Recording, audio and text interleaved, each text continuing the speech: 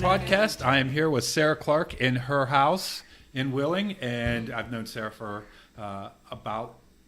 since Show of Hands. Yeah. Yeah, we kind of met before that, but Show of Hands is when we actually got a chance to talk, and we've been friends since. 6 or 9 months or something like that. Yeah. And you always give me like the best compliment that makes me feel good. Yeah, because you're one of my favorite people in Wheeling, and I'm proud to say that. Well, thank you for saying that. So it always brightens my day to hear that.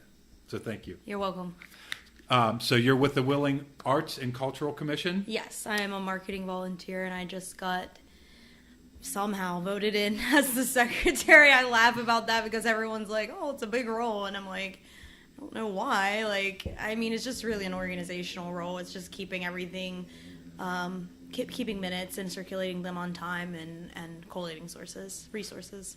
Well, I think for some people they think of it as being a big role because maybe for you doing that kind of work is it's valuable to people. It helps when you have somebody being organized for you, it takes the pressure off of you. And maybe it comes more natural to you to do that, so it doesn't come naturally. Like, people say that all the time. They're like, you're super organized, and they were saying that to me.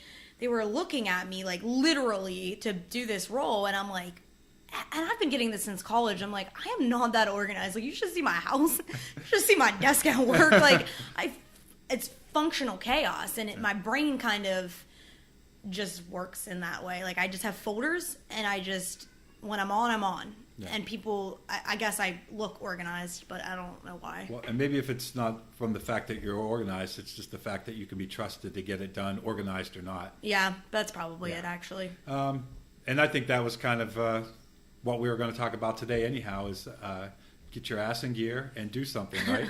Well, how did you put it earlier?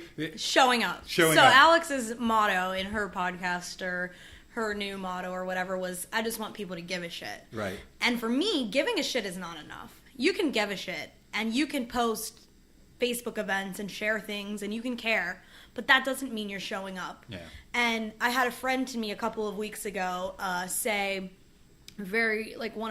just a really great person that I work with, said to me, showing up, I had to learn this in my adult life, means showing up. You don't put the burden on other people or on someone else to say, what do you need from me? You figure out what they need, and then you show up and you offer it. And that's what showing up means.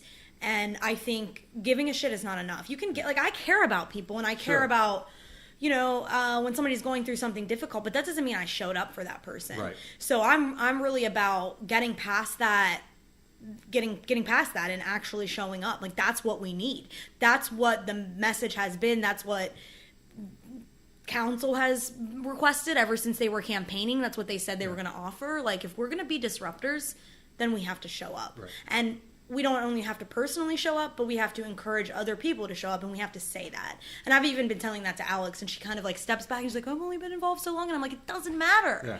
It doesn't matter. You have the skill set, and you know how to lead, so do it. Yeah. And I keep telling her that, and she's like, oh, back off, you're so assertive. And I'm like, well, my brother just posted something on Facebook that said something about leadership. It said, leaders see something that needs done and do it.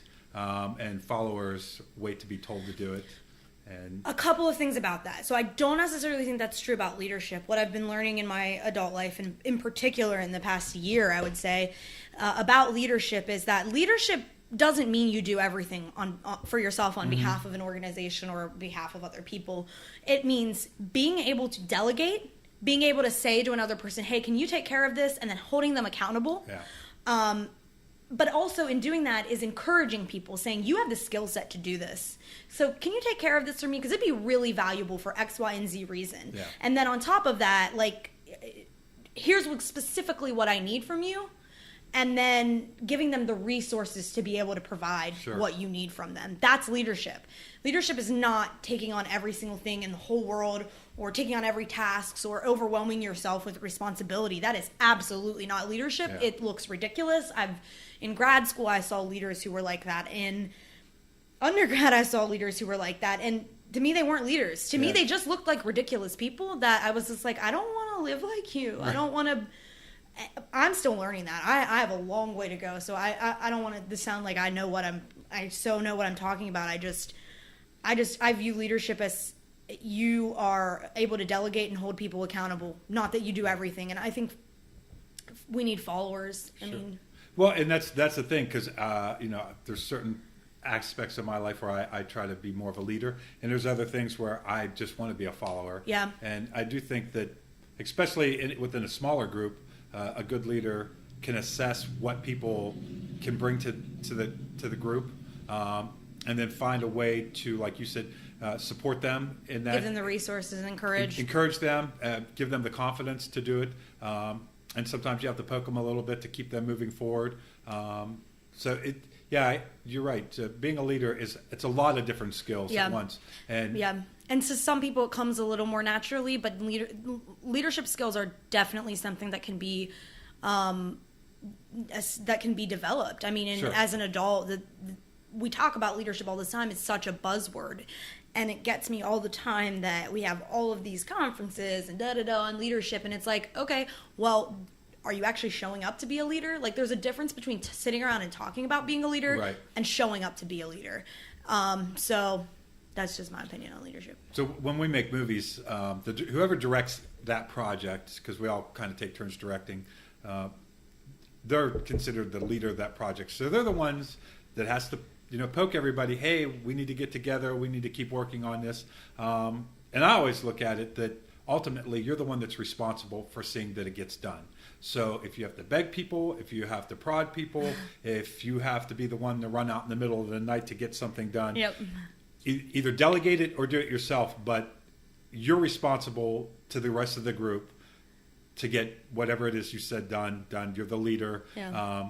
So with that, you get the glory of being the leader, but you also have all the responsibility. So I like within our little group of independent films that sometimes I get to direct a film and be the leader, and sometimes I get to sit back and be a follower and let somebody else have the pressure of leadership.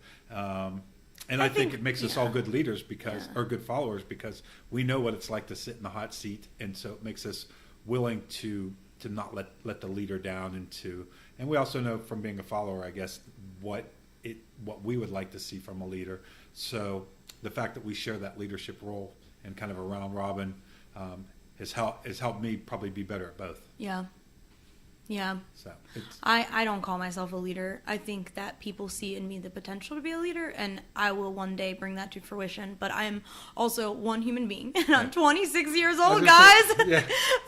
Like, I can only do so much, and I'm trying really hard, and I'm trying to show up, and I'm trying to show up for Wheeling, and I'm trying to show up for friends, and I'm trying to show up for family, and I show up for work. Like, I show up for work. So that's one area I don't lack in, but Another, so I'm also a volunteer firefighter, and when early on, John Burdock, one of the guys that's been there forever, he said that you may show up and make a mistake or something. He said, but you're doing more to help these people than the people who don't show up. Yeah. You can't make a mistake if you don't show up. So you may not be the best leader, and you may not be the best at whatever you're doing, but you have to be there, and you have to be present, and you have to be willing to make mistakes. Yep. And you will make mistakes. Yep. And that's what makes you a well-rounded person. Yeah, I'm definitely not afraid of making mistakes. I don't think anyone should be afraid of making mistakes. I think too often people are, and that's why they don't want to put themselves out there on behalf of a cause or an organization, whether it's in volunteer work and sometimes in their professional lives.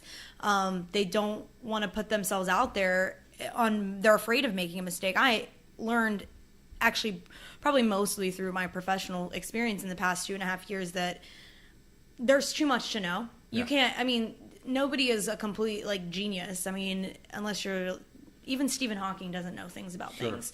So you have to be comfortable in knowing that you're doing your best, in knowing that the people who you report to, whether it's in your volunteer life or in your career, trust you, and that they know you're doing your best, and that when you have an issue, you can go to them, or when you're frustrated, you can go to them, and that's all you can do is your best. And you're going to make a mistake, but the best thing to do when you make a mistake is say, yeah, I made a mistake. And then I too often, and I've learned this actually professionally rather than in volunteer work, but I'm sure it'll come up in other aspects, don't dwell on it too long. No. Learn from it and move on.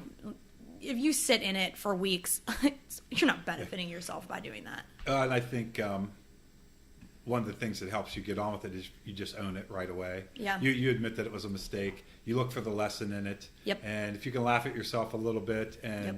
and move on, and I think if you expect yourself to be too perfect, and if you try to deny that it's Yeah. a mistake, you can't run away from it. Yeah. And so you're better just to head it face on. And Yeah, I think you can give things a day. Some things are bigger and they deserve a weekend. yeah. I've been there. But you can't give things weeks at a time. I mean, Sure. it's just, it doesn't benefit you at all. And at that point, you're not learning from it. You're just feeling anxious. And it's not beneficial to you or anyone around you. So you just kind of have to know you're doing your best. And that's it. Mistakes are going to happen. We're human beings. I think in anything in life, it's good to give yourself a reasonable mourning period. Sorry. Down with the wrong pipe. So yeah, you give yourself a reasonable mourning period, and whatever it, if it's heartbreak or personal tragedy or a mistake professionally or in something that you really love. But after you give yourself a reasonable amount of time to get over it, and then you just have to get back up again. And one of the things that I heard recently that really such common sense that I can't believe that I'd never heard it before or thought of it was that nothing's permanent. So no matter how bad you feel, you will eventually feel better. It will pass. Yep. And same with unfortunately the same as when you feel great.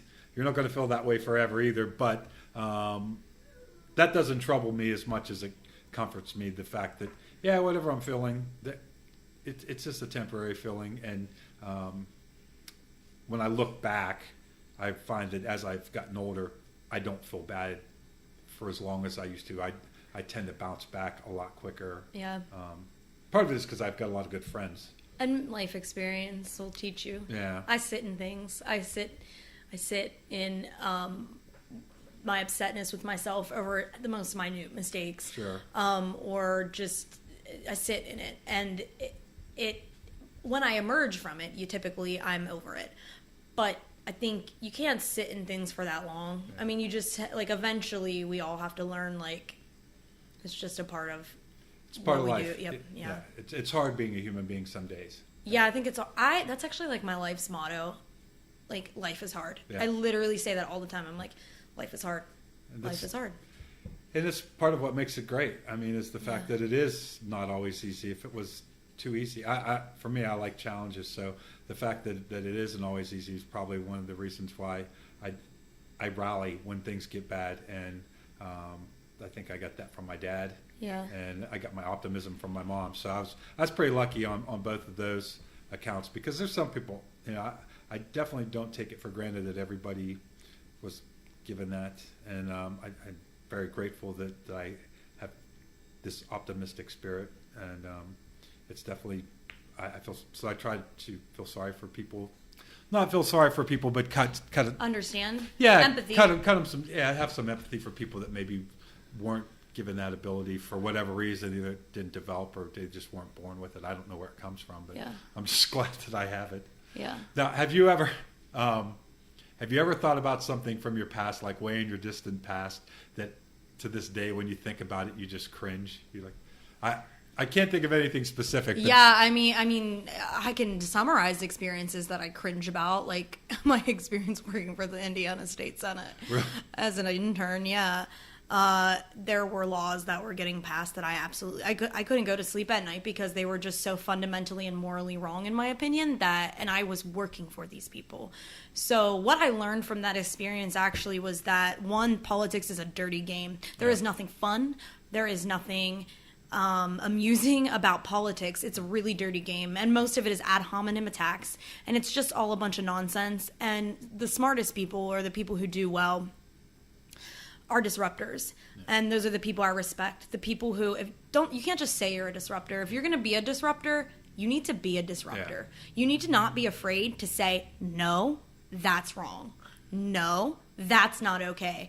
And I worked for people who didn't do that and weren't willing to do that. They just drank the Kool-Aid per se, and I had no respect for it. I don't follow politics too much anymore.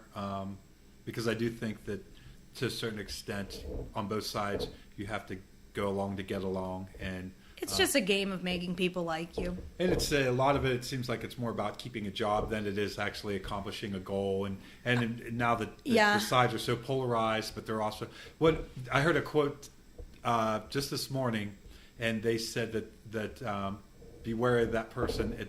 They're a fascist dressed like a hippie, and I'm like, there are a lot of people because overall I probably have a lot more liberal attitudes towards the world. I mean, I don't have a problem with gay people, and I want people to be fed and all that. But I do see from the liberal side that there's some people that they almost want to cram that peace and love down people's throats. And my little saying that I have in my head, I guess, is that nobody has to like you. They don't have to like your lifestyle. They don't have to like what you do. They don't have to like the way that you look.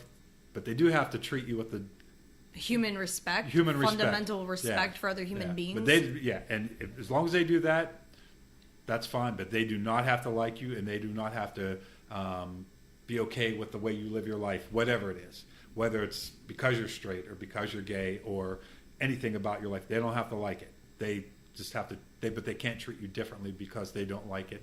And I think that where a lot of groups and people get in problems where they want to make legislation to make people like you, or they want to I would completely disagree with that. I would say that a lot of the legislation is aimed at preventing organizations and systemic discrimination, and in particular, discrimination is systemic. It permeates every facet of government and of our culture, and it is so subconscious to the point where sometimes people are wrong and they have no idea that they're wrong, and only a really critical person says, that's not okay to think that, or that's not okay to do that or say that.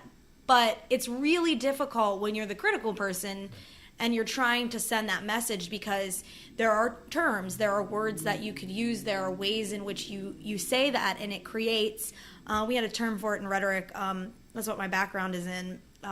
It was a rhetorical wall, but I forget what we called the wall. And it just literally creates a wall between you and another person in communication. You can push her off. That's right. The cat's on my lap. Sorry. Her name's Ruth Bader Ginsburg. FYI, I have a cat named Ruth Bader Ginsburg. So. No, Ruth is fine. I think that creates some difficulty, but I think a lot of the legislation is aimed at preventing systemic discrimination. I think that we talked a lot about this when I was in grad school and undergrad, because I was a part of a lot of rhetoric classes, and we talked about messaging and mass messaging, and a lot of what we talked about was, how do you bring about social change? And I remember arguing, and it was actually a conservative approach, and I didn't realize it for a long time. I was arguing legislation doesn't bring social change, right? So it doesn't matter. That's not true. So it starts it. It fuels the fire of a conversation. It is one small aspect of it. You can't put too much weight on any one thing when you're trying to bring about some sort of larger cultural change. Cultural change means change all the way to the bottom. Change that happens around people's dining room tables in the evening, that happens at the brewery where people are having conversations about politics. Like, it is every facet, and you can't be afraid to have those conversations, and that's what cultural change is. But I think that the legislation is important as well. So when you're talking about cultural change, I think what I see a lot of times is people want change right now. And I think that that's right. And I think that, and so I know where you're going with this, and I would say I'm one of those people now, because that's what being a disruptor is. Being a disruptor is saying, no, this is not okay. No, we want what we want. We want it now. Yeah. We're not going to be pushed over or walked on or discriminated against anymore. And I think that is fabulous. That is what fuels my existence, basically. But I think that it scares people, and I think it can be a turnoff. But I think that those people are totally necessary in society. The people who are willing to get up and say, no. Like, fuck that. No. No. Right. Like, those are the people that we need, those people. And I mean, they probably didn't say fuck that in in the feminist movements in the early 1900s, but they said something a little much more eloquent that I could use those words, but there's it's probably not an as fun. equivalent phrase that was suitable for But the it's time. not as fun. It's not as fun. So, I think social change, it's like trying to steer a barge. It takes a long time to make it takes time. But I mean, like we make movements in society, like society, we move. I would just call myself like extremely socially liberal. I'm really very far from where a lot of the middle of the road folks around here are, and I think and because I'm so assertive and I'm a woman, it bothers people. I don't think it bothers them to a point where people call me things like aggressive, but that is subconsciously sexist, and people don't really realize that. They really don't realize that that's what it is. I am not aggressive. I am assertive. But because I'm a woman saying this, it has to be negatively connotated. If I was a dude saying it, it wouldn't matter. So I guess what I was saying, because I did want to kind of go back to what I said about the legislative. As long as it's to provide, when we talk about you have to treat people the same, as long as the legislation is aimed at that, and it stops at that, I don't have a problem. It's when it tries to overstep into you have to like me. And I don't think legislation does that. I don't think legislation can do that, but I would say that I've seen... So maybe not legislatively... so you're talking about movements. You're talking about... I think I'm talking about people that push legislation? That they try to push legislation, or at least ideas where they lose sight of the fact that it's not just about equal protection, that it is about making people. I think it's about acceptance, and so we have this. I can speak on this because I've had this conversation several times in my life, including in the academic context, and I've read articles on it. But what we're talking about is a conversation about acceptance, and people don't have to accept other people, and for the most part, not everyone's going to accept you. At this point in my life, I really just don't care. Yeah. But when you're a minority and you're not being accepted simply based off of that you're a minority for whatever your minority status is, it's really difficult because it has nothing to do with your character or who you are or your personality. And for me, tolerance is a middle ground. But I've met a lot of people who have said tolerance just isn't enough. Sure. And I would agree with that, but I'm okay with just getting to tolerance because I know a lot of people who need to get there. Simply, tolerance doesn't mean I have to accept your way of living. Tolerance just means, okay, I tolerate you. I'm not, aggressively coming at you or trying to kill you or trying to, destroy your life. That's tolerance. Right. And that's just, to me, common freaking sense among human beings. But it really isn't in society, and I think I'm going to say this, and I've been waiting to say this. Do it. I tell this to people all the time that are close to me. The problem, and I actually said this in a work meeting once, I think the problem with our society is that people don't know how to disagree anymore. Right. They do not know how to have debates, and it is pathetic. Yeah. And I'm only 26. I'm not a genius, and I'm nothing special. I taught college debate, and I coached it. Kind of, not really, in a passive fashion, but I've been involved in debate for several years, and I taught it at the college level, and I studied literally logic and fallacies and all of these things, and I have debate books in my room, and people feel too much when they debate. They can't separate logic and their emotions, right. And there is an ideological binary. A political binary in this country that is so vast, that is media perpetuated, that the perpetuation of that binary doesn't benefit society in that it further separates people to the point where they aren't able to have rational conversation, rational discourse. Right. We have Donald Trump as a president. Well, he doesn't have rational conversations. So I think that my thought is just because somebody doesn't agree with me on something, they're not my enemy. Because That's what I mean. Yeah. People aren't able to recognize that anymore, and it's really disturbing. Because in debate you learn and you coach people to separate their feelings. Like, I've had to argue on behalf of things that I fundamentally did not agree with. I had to come up with a list of reasons and a logical outline for why this was the truth or why this was right. That's what lawyers do. I mean, that's logic.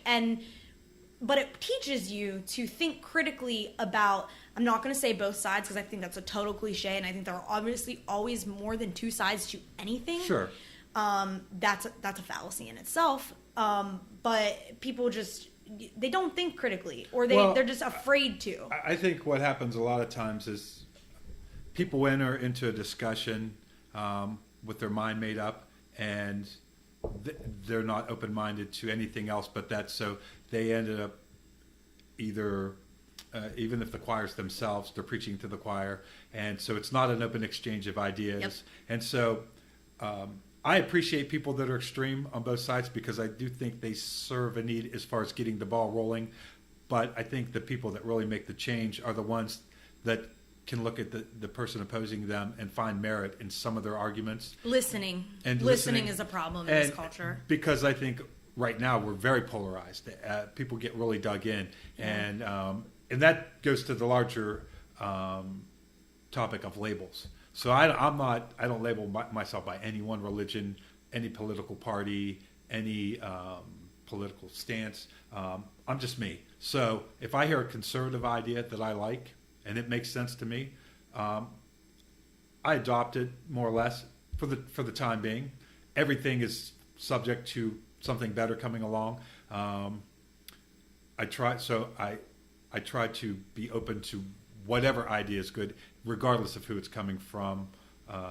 And you just don't see that, and especially with our politicians, where it's almost taboo anymore to cross the aisle and work on compromise. Yeah. That's why we have such a crappy Congress and Senate. I would actually like to personally call out somebody that I follow in the West Virginia legislature who I think does a great job at calling people out and who does cross the line and who says, like, no, this is ridiculous, or like, but is also willing to work, and that's Sean Fluharty. So I'm just saying, I follow you on Facebook, brah. I follow your politics, and I actually I pay attention closely to what's happening in this state, and I have respect for people who are actual disruptors. He's a disruptor. I respect that. Big shout out to Sean. Well, you know what's funny is in the age where people are so polarized, the biggest way to be a disruptor is to not be have a strict allegiance to one side, but to walk down the middle and to be willing to be the guy that crosses the aisle. You've got to listen, but you've also got to be willing to stick up for what you think is right. And you've also got to be like,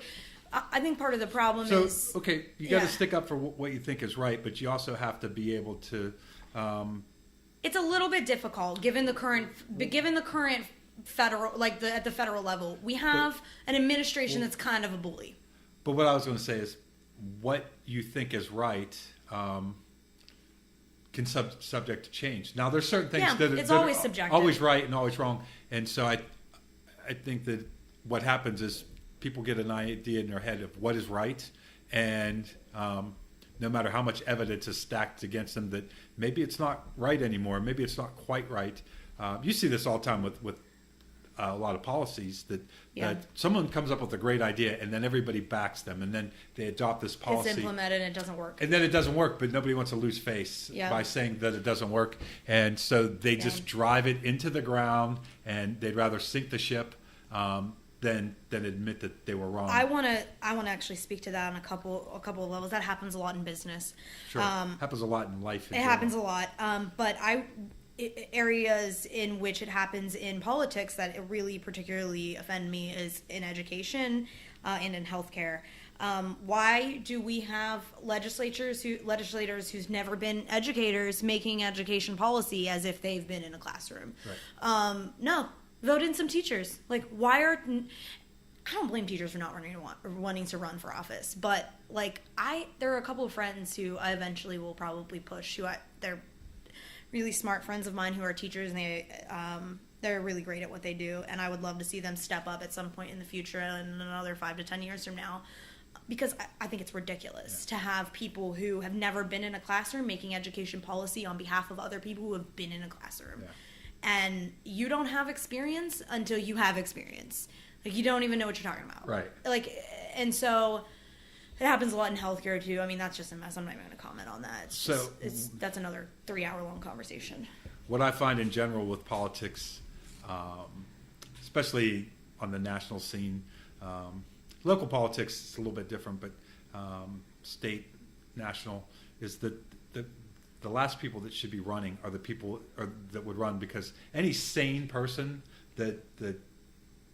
the best people that could do the job they don't want to do the job. No, they don't want to do it. So they get bullied into doing it, or like people around them like, you should do it. And I don't mean to generalize all politicians, but I am to a certain extent that it takes a certain type of person to run for politics, and that's not usually the kind of person that would be good at actually managing, because ultimately that's what a politician is a manager of society. And I don't agree with that. You don't think so? No. What do you think a politician is? I think you can't. I think I'm very against generalizations, so I think you can't lump all politicians into one category. I also I'd like to offer up the yin and yang sort of philosophy where there are some good guys and some bad guys, but I also don't think I think that's a fallacy in itself. I think that people who want to do what's best for others are doing what they think is best for others, but also what benefits themselves. I think that some people are manipulative and they do what benefits them in every capacity, and they get what they want. And that's just people, and that's just human beings. And that's kind of the good. Those are good traits to have if you want to be a politician, because that is. I don't buy that. I mean, I'm about transparency and honesty, and I don't really have any. Everyone who knows me knows I have very limited patience for bullshit. So I think if you take someone who is really transparent and really honest, they can hardly get elected. Is what. Yeah. So when I say there's certain kinds of people that run for office and that they shouldn't be in office, that comes back to my bigger philosophy, is that it's not the politicians. They're not the problem. They're a symptom of the problem. I think just the system. Yeah, because how do you get elected? Yeah, I would agree with that. I think, and it's our system of government was developed when we were a small group of people. Yeah. And I think I mentioned this on the George Kellis podcast, but it was great when we only had this one half of the North America that we were dealing with. Now we're spread out.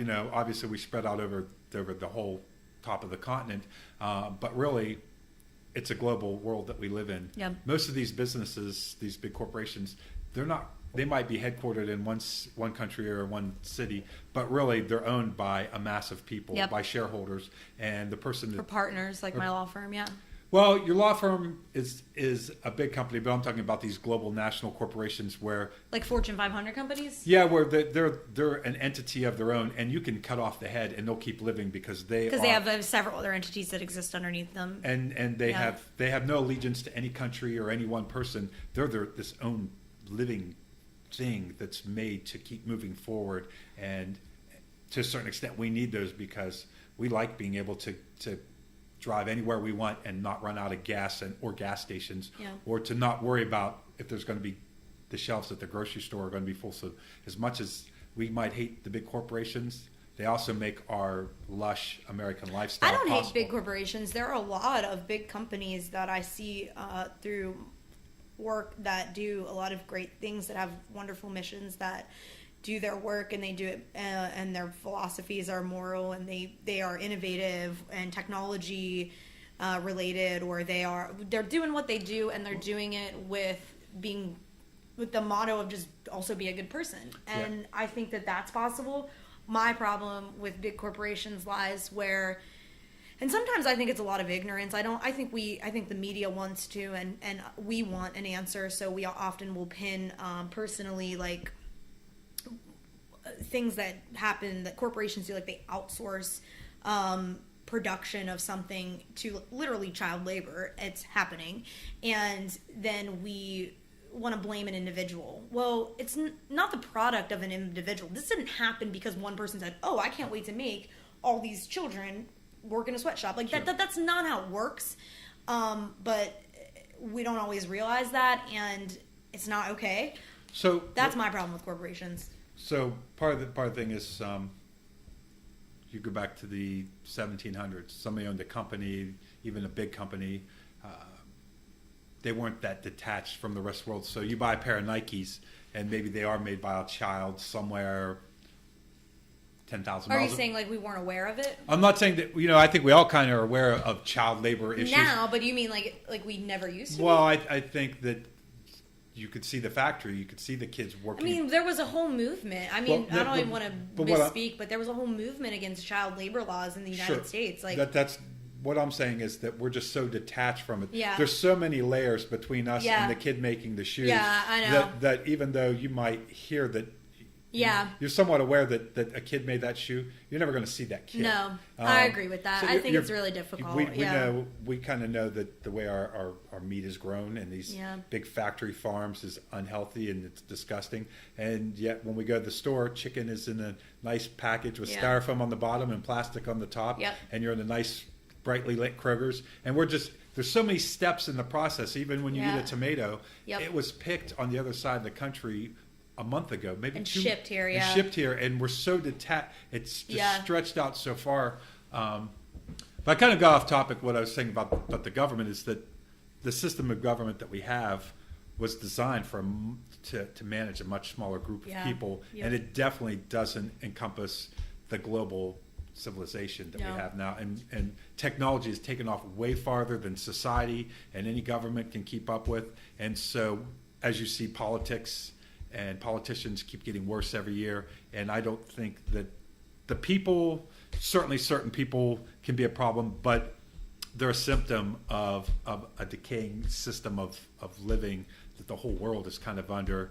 And I don't know what to, and this is getting real big picture stuff. This is very meta. It's not really anything that I'm trying to wrap my head around it. Yeah, I don't know really how you fix it, but I think it will correct itself at some point, which is both scary and kind of encouraging that, we'll probably suffer from it. But I don't know. I just look at it and I think it's all nuts. And I like to pull back the layer of the onion. And when I pull it back, I just say that the whole thing is mad. Like, I would agree with that. I have a tendency to say why, and to pull back the layers and to dig deeper. And then what I find often disturbs me, and I almost wish I just didn't know. Like, ignorance is bliss for real, but I can't live like that. And I'm not the kind of person who can see it and just be okay with things that are just not okay. If you take any of the great problems of the world and even some of the smaller ones, and you talk to the experts that are working on them and the fixes that they have that they're using, they all talk about it being like a teaspoon trying to bail out the ocean. So it's very easy to get overwhelmed, and I don't know. Sometimes I wish I didn't think to, because I wish I could just think, oh well, it's just simple. We'll just build a wall and that'll fix the problem. And that's not a solution. It's not. And so on the other side of it, you have the people that will think that the great problems of the world can be fixed, can be described, the solution can be described in a Facebook meme with a picture and a phrase that sounds really good. And then people, they really back that idea because it's easy to digest and it sounds good at the time. I have so many issues with social media, and I use it, and I've tried to delete it so many times, but I can't. You can't. It's my social calendar. But I've read a lot of, there's a lot of academic articles that talk about social media use, in particular reasons why people use it, including you're lonely, or you think other people are going to think you're funny, or whatever. And also,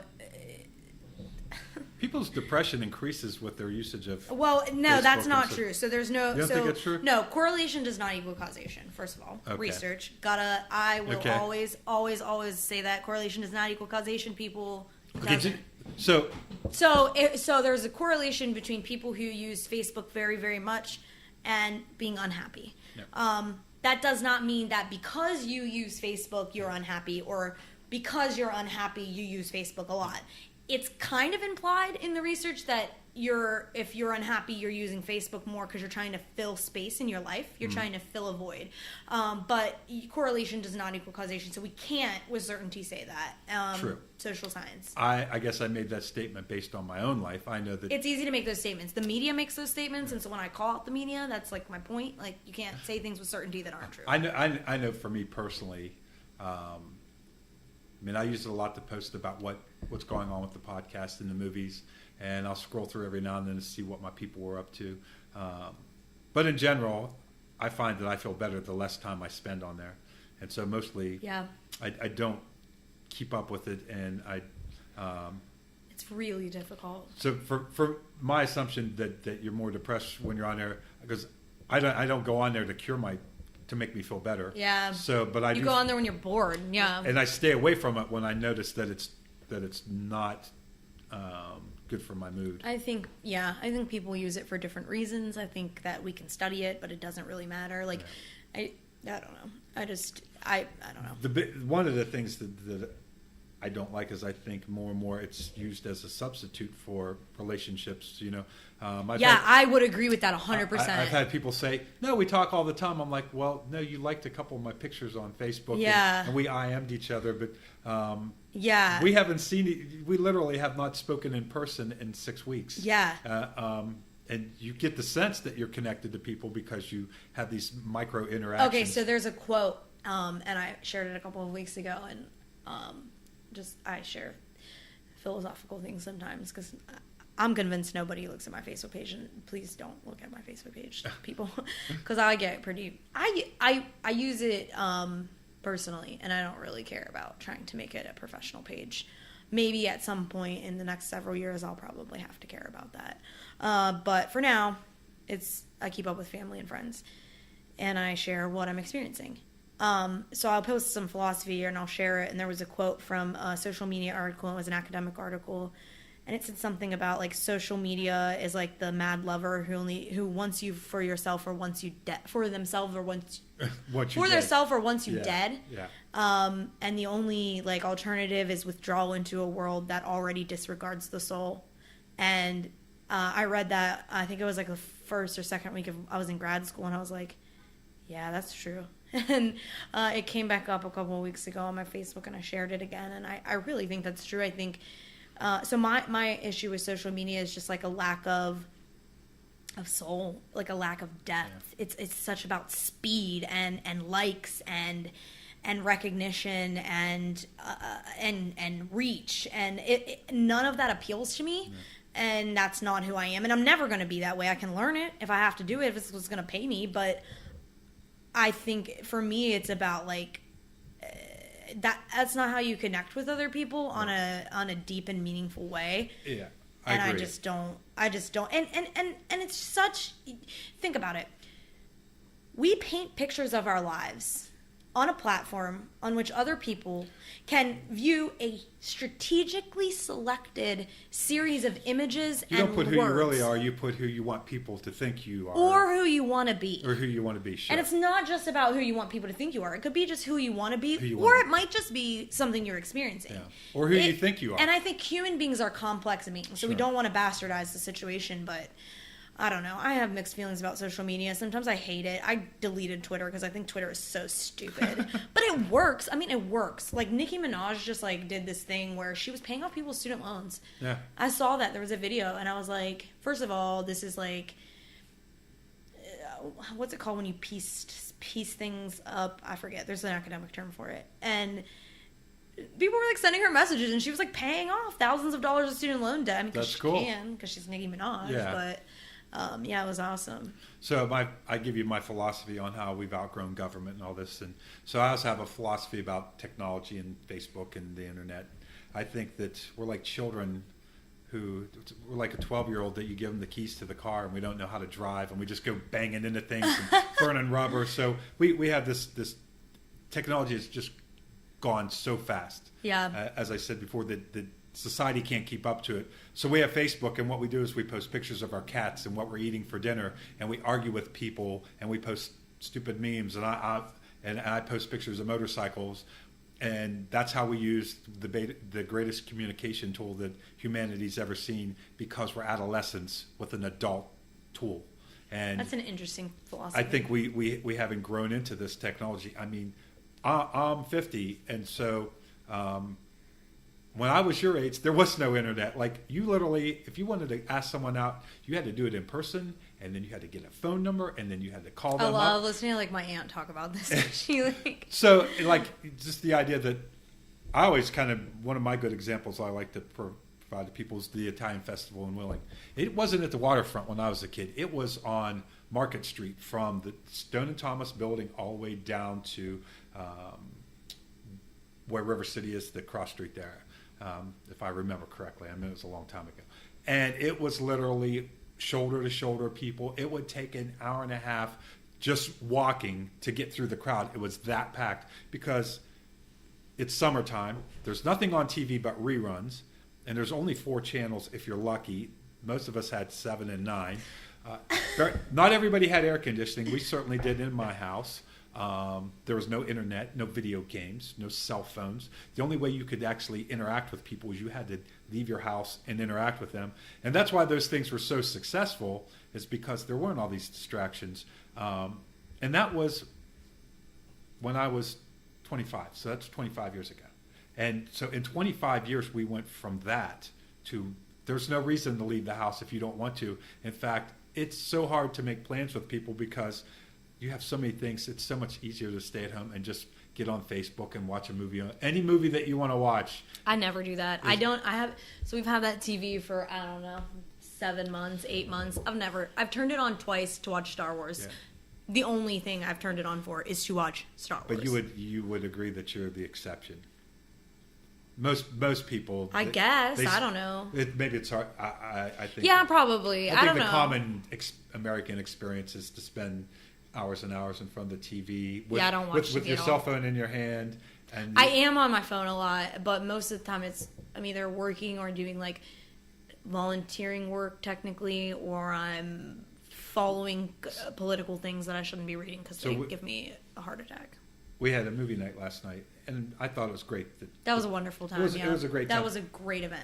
But there's so many more people that should have been there. That could have. Not because it was my movie. I'm saying that it was easier for them to stay at home and just watch what's on Netflix in their pajamas.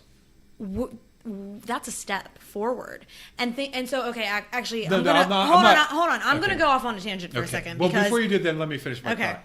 I'm not criticizing the group that planned it. I think it was a great thing, and I was really. No, I didn't think you were. I'm just saying that there were people at home sitting on their ass watching Netflix and checking Facebook when they should have been out in public doing something, including our movie, but also just doing something out of the house. So maybe we came full circle. That's my point about showing up. Yeah. Show up, people. Get the hell off of social media and show up. Yeah. So I'm gonna go off on a tangent for a second. Give me your rant. Good on time? Yep. Okay. Maybe I should. Okay. No. So me and Alex and I talk about this all the time. I brought you on here for your rants. I want to hear them. I love them. Go ahead. You're the only one. So Alex and I talk about this all the time. We're irritated with a few things, and I think we're the exact type of people that have been called for to show up because we care, we're smart, we have skill sets that we can offer, and we're willing to do so on behalf of the larger picture. Sure. What we've both faced and what we're going to always face is either pushback because change is difficult for people, but also it's a generation of people who've been involved for so long, and it's really difficult coming into something and telling people like, yeah, this isn't working, so we're going to do it a different way. Like, one, you've got to be very strategic in the way that you do that. Of course, I don't want to come in and tell people who've been doing something and working their ass off for years, like, you're not doing this well enough. Like, that sounds horrible. But what I think, there has to be some sort of middle ground with folks who have skills and who have fresh ideas and who have a passion to look at these older folks who are getting burnt out. Yeah. And maybe they're not, like, older is, I'm sorry, that's an offensive term, but whatever. these right. folks who I don't mean older, I mean people who've been doing it for a long time and been doing the same thing over and over again, and to come in and there's got to be some sort of middle ground, like understanding we're not coming in to say you suck, we're coming in to say you called us, you called upon us for change, now listen you to called upon us to make this better, we showed up, Yeah. let us do our job. Sure. We're here, we want to do it, let us do our job. And I'm not afraid to say that. Alex is a little bit afraid to say that. I'm calling you out, Alex. I don't care because you called me out on yours. Panis. Give a shit. Give a shit. Alex, she give a called shit, me Panic. out. Like, she was like, oh, I don't mean to. Yeah, I'll call you out. She knows better. You're friends, so you can give each other shit. Yeah, she's going to hate this, but I don't care. So I'm not afraid to do that. I wish Alex was more not afraid to do that because she has such an excellent skill set. Alex is an excellent leader, more so than I am, because I'm the kind of person who says, no, fuck that. And people don't like that. So, Alex, in a very professional way, will say, let's try something else. And I can kind of stand behind her and say, we've got to fix X, Y, and Z. Let's get it done. And she'll be like, okay. And kind of, she's better with other people. I'm an introvert. Well, you guys make a good team because you can be the bullhead and she can you can be the bad cop and she can be the good cop. That's actually how we've always been in our lives. Well, and that works good. I'm always the bad cop and she's the good cop. That's literally the story of our lives. I think one of the things we battle against is apathy. Yeah. But within an organization, I noticed this locally, and I'm sure it's the same everywhere, that you have an old guard.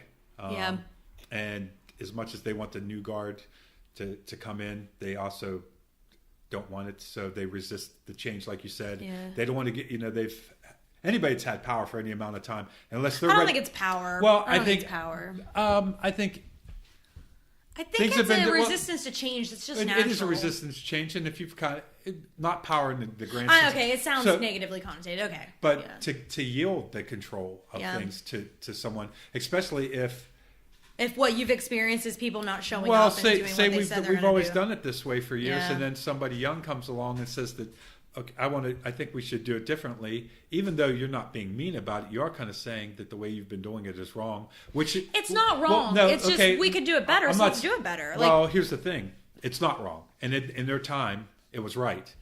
But I don't think it's about wrong and right. I think it's about doing better. You're missing the point.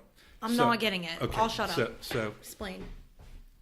What worked in the 80s doesn't work in the 90s. So when you come in and you say, we have a new way of doing it, people will hear that as you saying that the way you used to do it is wrong. And really what it is the way you've always done it. Society's outgrown it, or the organization has outgrown it. So these new ideas they're different than yours. It's not saying that yours are wrong. It's saying that things have changed, and so we need new ideas. And But to the person that had the old idea, they hear it as saying that you are wrong, or that the way that you've done it is. It just strikes the ear wrong. It's very difficult. It's murky waters to tread. Research would tell you that as well. Yeah. But I think it's important. I think it's important to not be afraid to say, no, we can do better. So let's do better. Because if you're not willing to do, first of all, we've been called upon. Well, hi, we're here. I want to do better. So let me do it. Well, I totally. That's my point. I totally agree that even though people resist change, that they called for it. Well, the young people that are coming up through, they absolutely have a responsibility to push forward with new ideas and to break down those walls. And responsibility is a fun word for me to navigate for a couple of reasons. I feel a very strong sense of being involved, of caring, of making change, of living in a community in which I'm doing everything what I am capable of doing and able to provide on behalf. You want to give back and be as one human being who also has a professional career, to provide and to give back. But I do see a lot of apathy. I think that's what we're up against. I think the same people show up to the same things. We get a little bit of reach, but I'm really getting sick and tired of people talking about doing things and talking about making things better. And it's like, okay, just give me the resources and let me run. Yeah.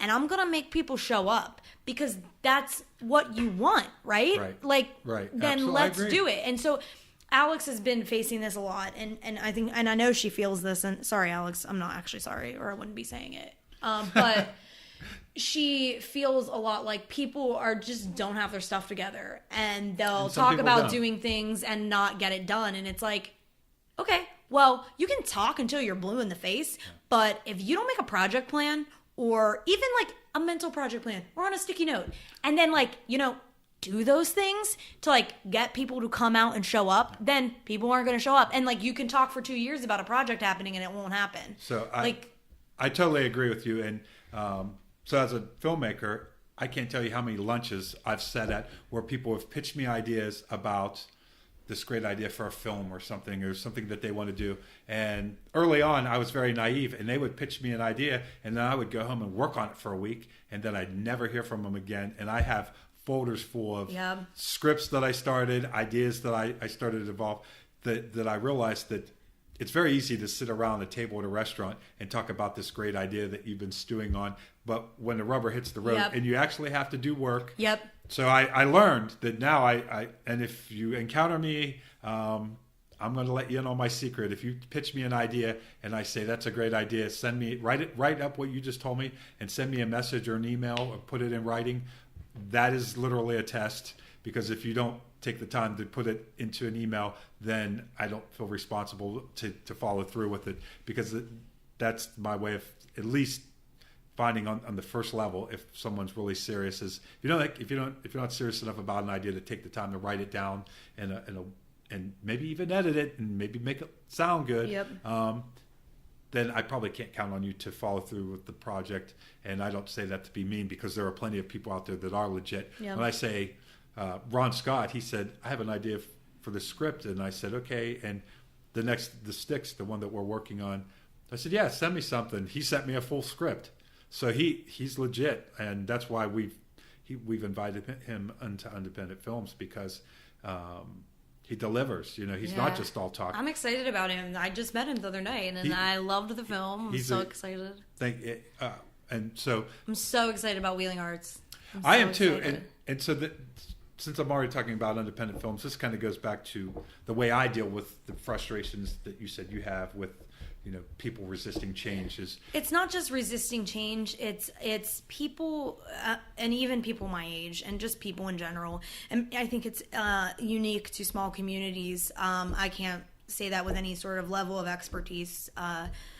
I'm not an authoritative figure on this, but I think that people want to have ideas and they want to be the advisors. But when it comes time to, like you said, to show up, where are you?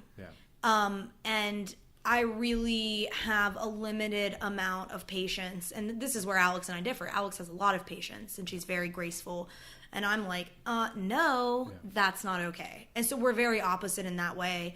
I'm like, you said you're going to do it, then do it. Like, shut up and do it. Like, I don't really understand.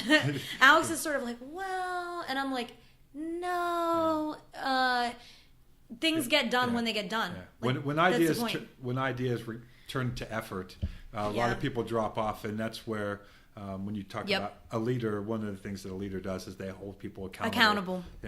But what I was saying is the way I've handled that, right or wrong, I don't have the patience for any kind of conflict or for battling people. And if I found when I've joined long-standing organizations where I have ideas for change and I try to push them, I end up spending way too much time battling. So what's always worked for me the best is when I just do my own thing. And so certainly independent films is not something that I did on my own, but I'm glad that it's something that I kind of started and brought in people that I like to work with gradually. And so we're a new group.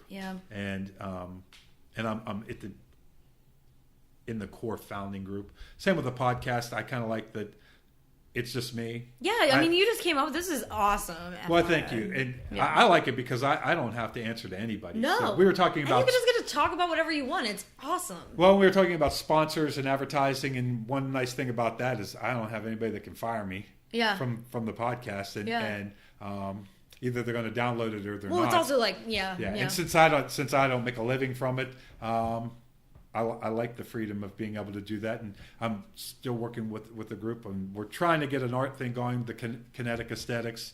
What's up, Sifi, I don't know who Lanny, Kelsey, Mindy? It's a little art group that we started this winter, and people have gotten busy. But the idea of it is that we're trying to bring artists that maybe aren't at the upper echelon. We want to appeal to people of all skill levels, and we want to make art fun, and we want to inspire people to make art who maybe necessarily aren't naturally gifted. So it's for everybody, and I think that there are a lot of people that toil away at their art, and they're afraid to show it to people. I would agree with that. Yeah. And I want them to let them know that if you sit down and do a drawing, regardless of your skill level, I respect that. And, yes, I had a friend. I've had several people tell me this in the past couple of years. Great people that I respect a lot. That I told them about writing. Like, I really enjoy writing, and several people, couple of people who also do it, who enjoy writing, said to me, "Don't write for other people. Write for yourself. Don't ever write for other people. Write for yourself." And don't wait till you're Hemingway to pick up a pen and start writing. I've been writing. I just don't publish it. Well, and so I think part of what we're doing is to let you know that it's okay that you're not Hemingway. You should still, that we want to hear. I think that's an incredible you're message. Legitimate. I think that's an incredible message. There's a poet. I'm really into spoken word poetry, and I want to meet the prosers. So if you guys are out there, I want to meet you guys. I should get them on here. Yeah, you should get them on here. Yeah, you should have them perform on here. Yes. I really want to see them. I missed them the last That's time an they were at town excellent meeting. idea. Thank you. I really want to meet them. There's a spoken word poet. Her name's Sarah Kay, and she coordinates with Phil Kay. They have she has a couple of TED Talks. They have videos on YouTube. They're incredible spoken word poets, and they run a program, and it's international. And they go and they teach younger folks or folks in general how to write poetry. And she tells stories about, you know, how people are like, I can't do that at all, and then she says, just write what you feel, and then you do. And then that's kind of the point. I'm uniquely interested in poetry, written and spoken word poetry. And I don't know. I think poetry is a very difficult genre. Because you make yourself vulnerable. Sure, absolutely. And it depends on what you're writing about. So I write a lot about what I experience personally, what I'm feeling, and that's the easy stuff, right? The hard stuff in poetry is to write about, I don't know, the seasons, or something sort of ambiguous, or just something sort of that you're not like particularly sitting in that feeling, but you conjured up in your mind. Right. Like, those are the to really paint a picture incredible with words. Yeah, I would like to give a shout out to Mark Harshman. Just read his latest, or one of his books. It was the Believe What You Can, and it was incredible. But it's really hard, especially when you're writing, like, and you're sitting in that feeling, and you're saying, "This is what I have to offer. Here are all my big words, and here's my alliteration," or whatever it is. It's really difficult to make yourself vulnerable. It is. I have so much respect for artists, not just writers, but people who can just make something and say, "This is what I have to offer," and if you like it, you like it, and if you don't, okay. Well, and when you take that step from doing your art in private to showing it in public, there's a lot of honorability, especially if you're showing something personal. But even just the fact that you made any art at all, it's a personal thing. Yeah. Because once you put it out there, then it's open to criticism. But when you talk about something like spoken word poetry, one of the things that I feel like with our group is that performance art is an underserved category of arts. Visual arts, so film. I'm lucky. Film and music are the two most accessible art forms, because everybody listens to music and watches I'd TV. agree with that, yeah. So painting, people are at least more familiar with it. They probably have art on their walls. Photography is very accessible. When you get into sculpture, it's harder for people to appreciate. Certainly poetry doesn't have as wide of an audience. Ballet, and even I think of stand-up comedy, which it kind of has a big audience, but it's a form of performance art. And one thing that spoken word poets need is a place to perform. Yeah. And I think what would make a spoken word poet sit down and really dedicate themselves to writing the best poetry they had is if they had something coming up where they were picked to read a poem.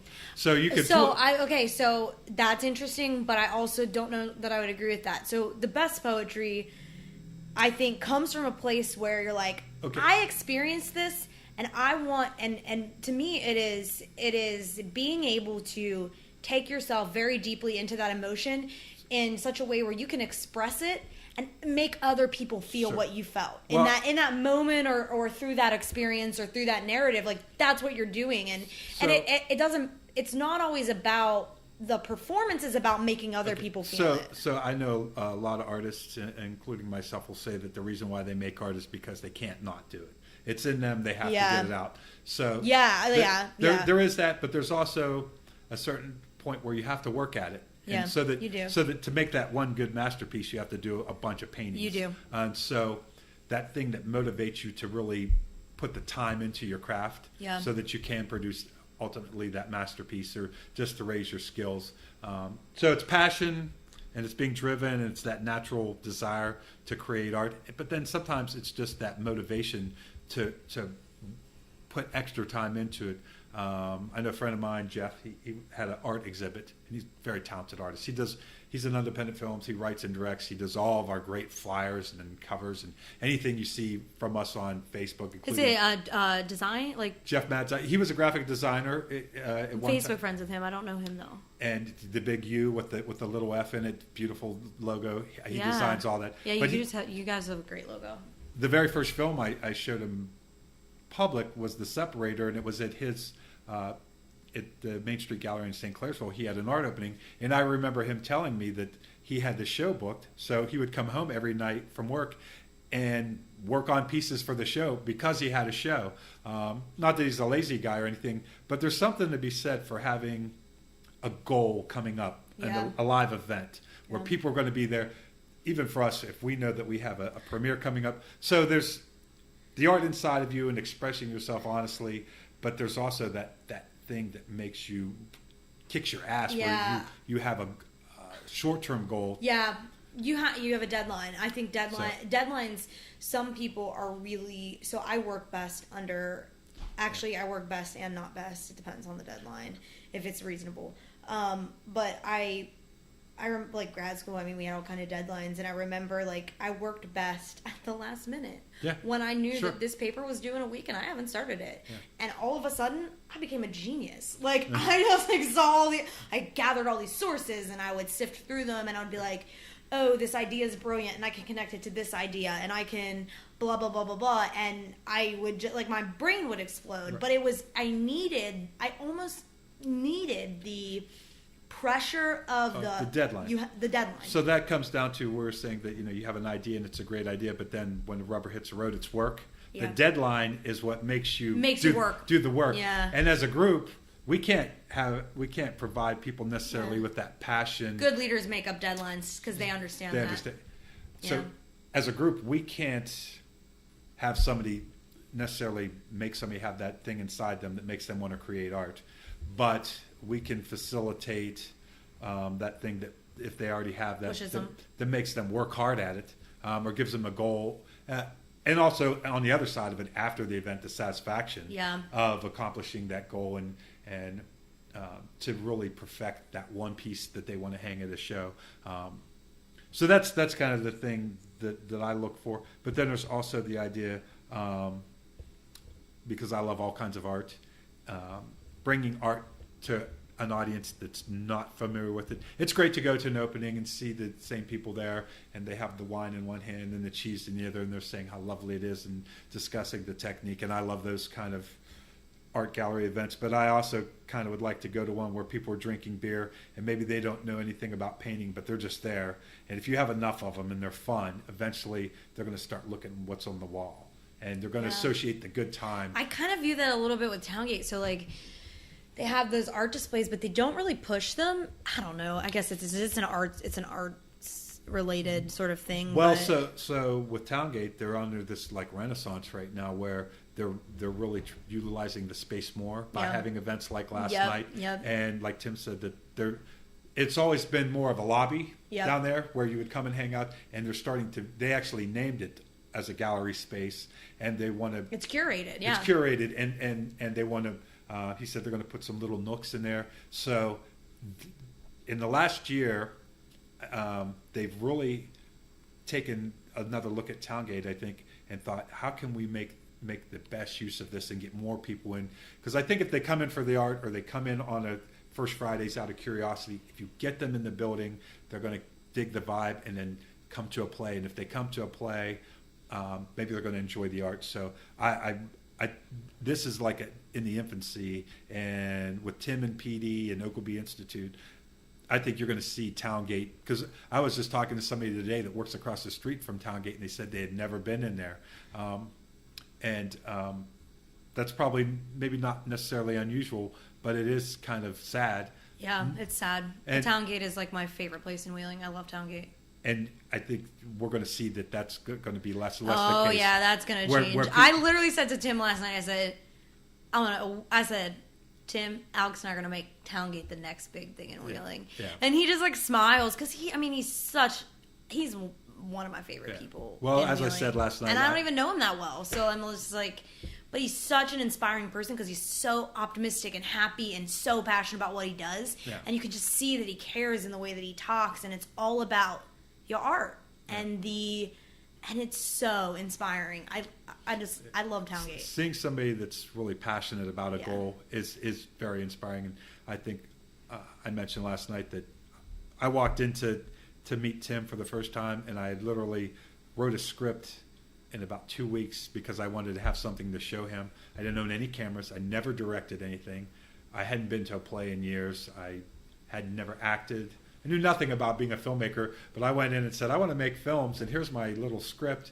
And he was so nice about it, and he never once gave me a negative critique. He asked me a lot of questions that made me Critically think for yourself. think in the nicest way possible. He helped me to rewrite my script, but also when we needed a wedding dress for the wedding dilemma, he provided it. When we needed a place to film the reception, he hooked me up with that. All the great actors that I've worked with have come from Towngate, and that's through Tim. Sitting around just stories, and he's so humble, because I don't really know that much about film. I'm more of a theater guy, but I've learned just from watching him. I love going to the after parties, and then when they tell all these stories about the olden days in Towngate. Yeah.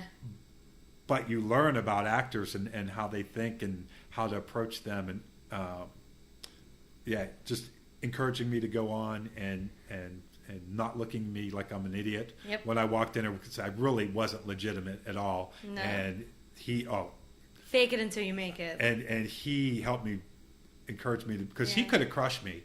Like if he was a different, he wouldn't do that. But if he was a different person, he could have been like, so what kind of equipment do you have?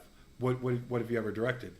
What do you know about it? What's the last screenplay? That's not the point of community theater either. It's not. It's not. He really embodies the community aspect of community theater. And I see independent films as community filmmaking. Yeah. And so he's been a role model for a lot of things, and I'm really glad to see that they're taking it to a bigger stage. And stay tuned to the podcast, because I talked to Tim last night. Yes. And he's going to come on, and PD Greg, who can tell some great stories. Yeah. He's Tim's right-hand man. Yep.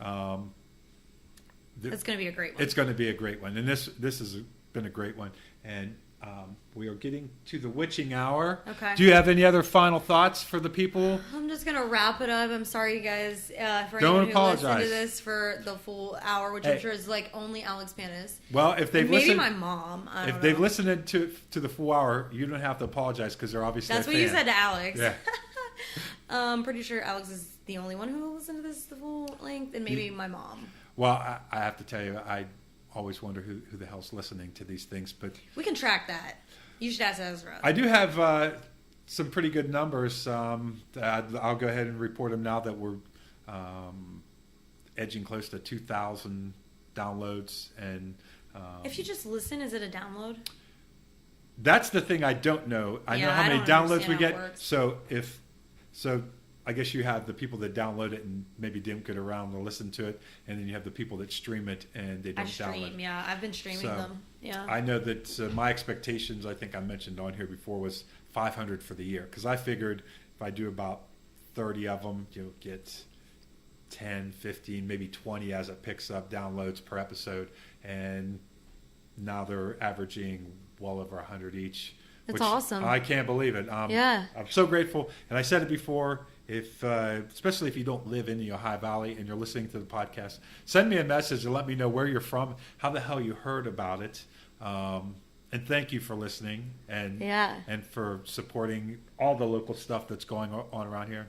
Thank you, Sarah, for being on the podcast and also for all your hard work. You're very passionate about helping the community, and I see. I'm all right. I'm just average. I don't think so. Yep. You're out there kicking ass every day. No. But I appreciate your humility. Yeah, this was awesome. This was so fun. I'm so excited about this podcast, and everyone should support. Wow. And support Towngate. And come out and support Towngate. And Grovey and all and around Grovey town and the brewery, my favorite place in Wheeling, and that's where I Later usually Gator see. and Wheeling Young Preservationist. Yes, and Whip Ovi is Connect. I just want to give a shout out to Whip for a second. If you're still listening, shout out to Wheeling Young Preservationists. Yeah. You guys are the bomb. Just keep doing what you do. Even though my interest doesn't necessarily lie in preservation, I'm all for it. I'm actually now uniquely interested in preservation, but I wasn't before. But I think that they're an excellent organization for the community. They bring people together. They're great. They do a lot of good. So, all right. Well, thank you, darling. Thank you. I'm so glad you came on. I've enjoyed this chat and all the times that we've chatted off mic, and I'm sure we'll continue talking here as soon as we call it a close. Okay.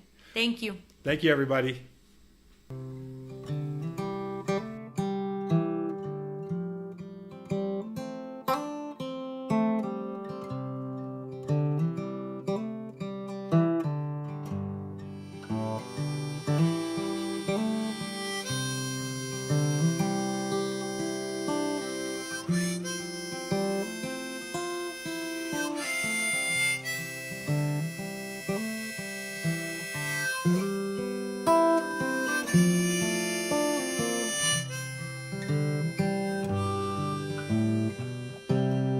Miles and miles of interstate, so old it's standing in our way. I know I've made mistakes, but God knows you ain't no saint. Take much to keep me from walking. It wouldn't take much to stop me from